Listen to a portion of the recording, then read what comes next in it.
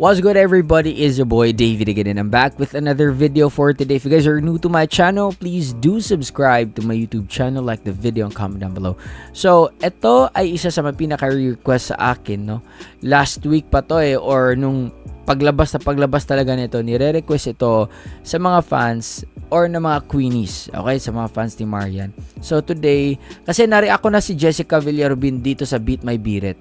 So, today, bigyan natin ng reaction itong kay Marian Osabel naman, no? Hailing from Iligan City. Okay.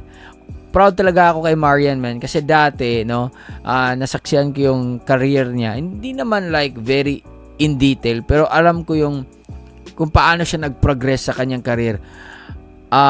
Hanggang siya talaga ay naging legit na artista na, no, na singer, na performer sa GMA. So, anyway, this is Beat My Beat It, no? I think may 2 or 3 siyang Beat My Beat It performances. Pero ito yung pinaka-latest. Ito yung last September 22, 2023. Okay, so with no further ado, let's jump right into the video. But make sure na naka-follow kayo sa aking Facebook page, David Lanyas, and on Instagram, RealDavid_29. Okay?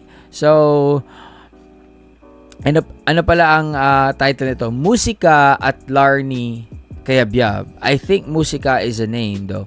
Musika at Larnie Cayabyab hindi nagpatalo sa hamon ng biritan sa Beat My Beat It. Okay. So, let's begin.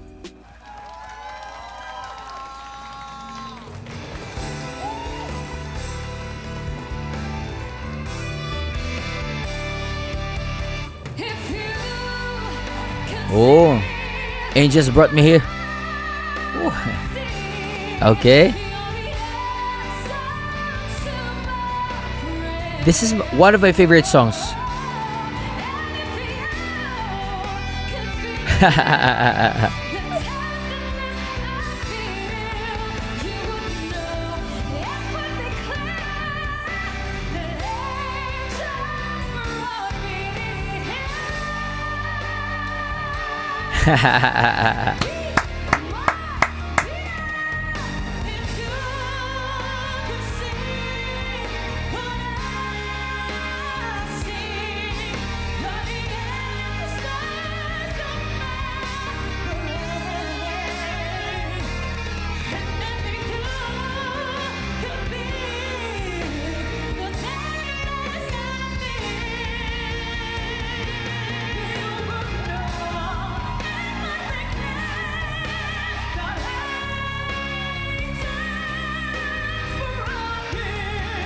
Mukha ni Ruro.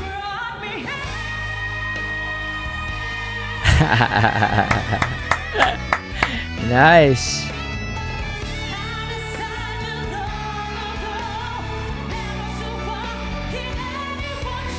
I believe siya si Musika.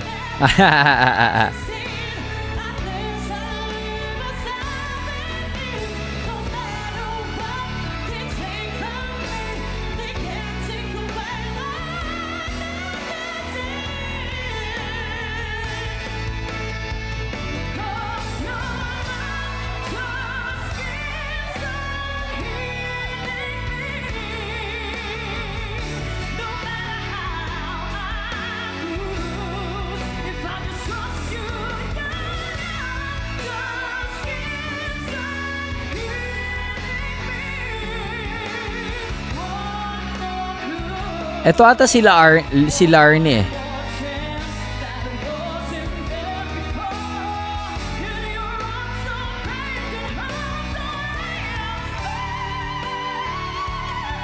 Woo!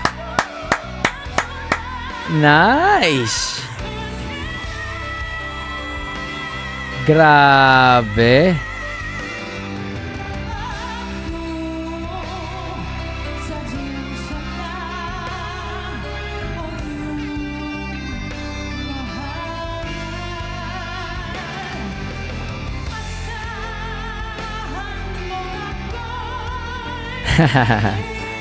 Naglalaro lang.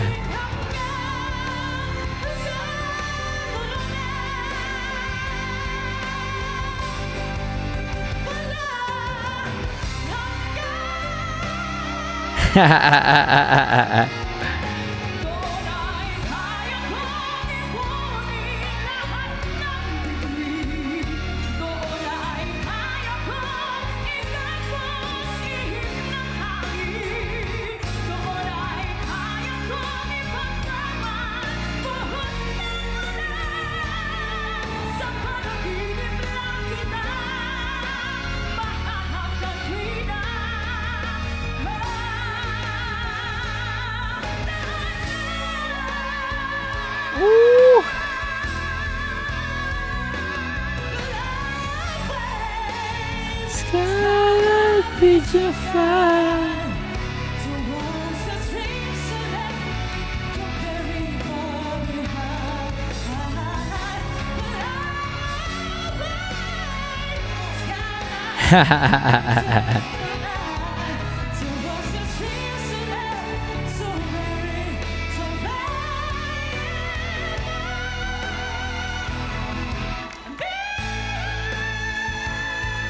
Ang taas. Grabe.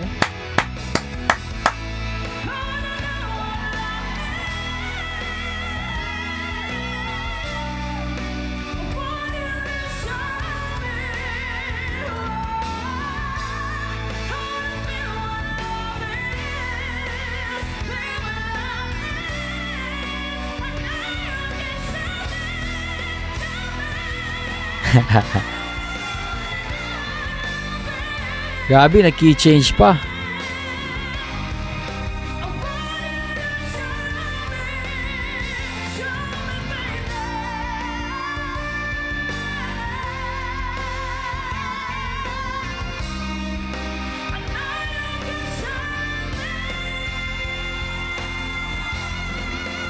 Grabe.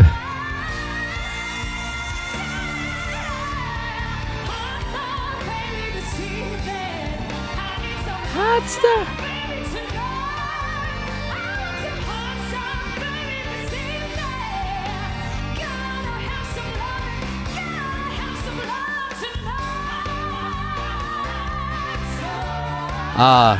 si Larnie nga ata tsaka si Musika.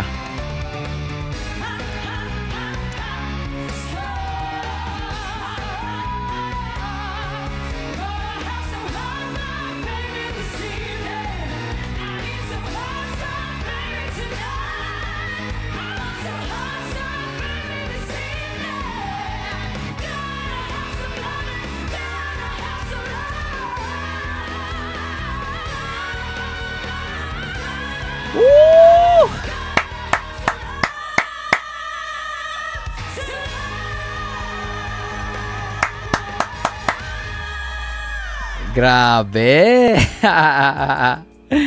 That was so energizing. Okay, ito masasabi ko. So, allow me to assume, correct me if I'm wrong, I think that Musika is a trans woman, no?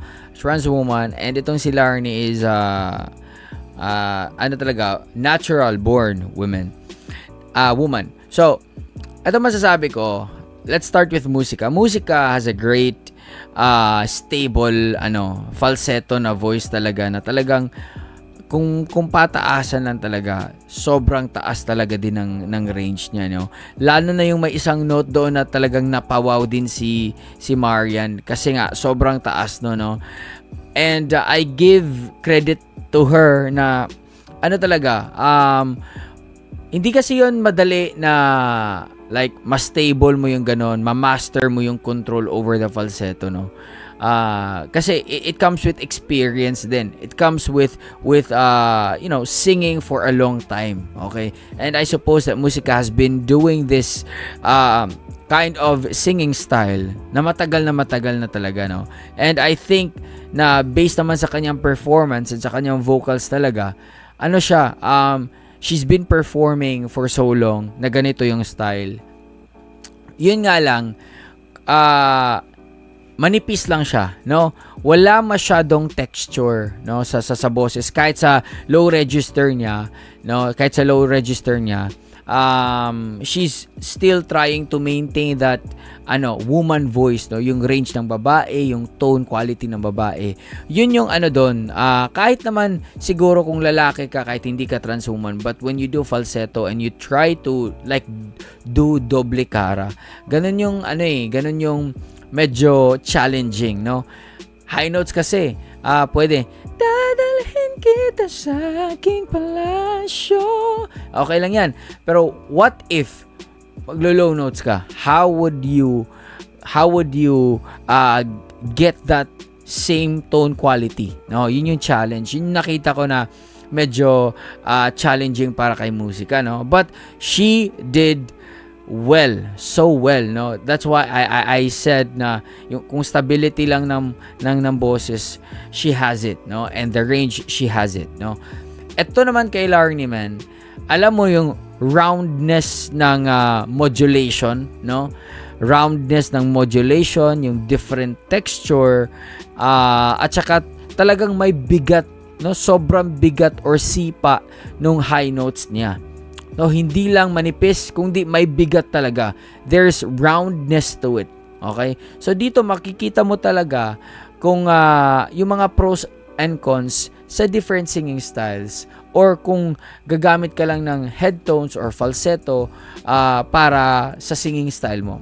Dito yon makikita yung kung ano ba talaga ang pwedeng character or texture na wala o meron ka, no? So I think and I assume na naintindihan niyo yung sinasabi ko. But man, Marian was so awesome. Lalo na yung last part, no? Grabe. Napaka-explosive talaga, no? She's indeed a diva, a queendom diva, no? So, talagang they're called queendom divas for a reason. Sila Jessica, Thea, Marian, Julian, talagang diva sila, no? And ang gusto ko dito sa Beat My Beat It actually is diretso bardagulan, no? Diretso ka sa mga money notes, diretso ka doon sa mga parts na challenging, diretso ka doon sa mga pasiklaban, no? Pasiklaban talaga. So, siguro kaya ganun kasi nga Beat My Beat It. Walang patumpik-tumpik pa, talagang boom, karaka. O, di ba? Sabi pa nga ni Mema Vice. Anyway, that was a very electrifying and energizing performance. I love it, no?